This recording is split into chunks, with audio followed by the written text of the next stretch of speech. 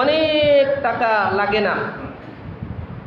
আল্লাহ তাআলা কোরআনের মধ্যে বলেন, ওয়ালিল্লাহি আলান নাসি হিজ্জুল বাইতি মান ইসতাতাআ ইলাইহি সাবিলা।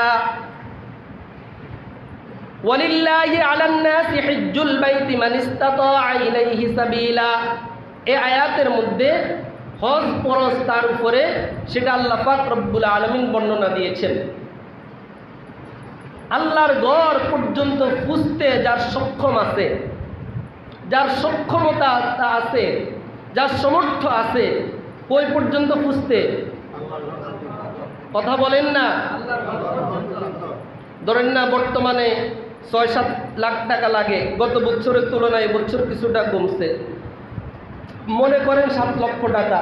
তা আপনি যখন আল্লাহর ঘরে পুজবেন, আপনার এই খরচ লাগতেছে, ওই সময়ে আপনার পরিবার পরিজনদের যে দায়িত্ব জিম্মাদারি আপনার উপরে আছে, তাদের ভরণ পোষণের জন্য যেটা দরকার, এই দুইটা জিনিস।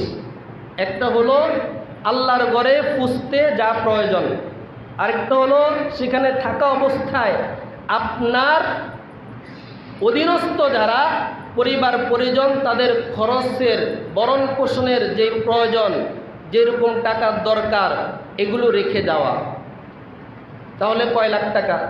আপনি সেখানে 40 দিন থাকলেন, 1 মাস থাকলেন, আপনার বাড়িতে না হয় 1 লক্ষ টাকাই লাগবে। কি বলেন?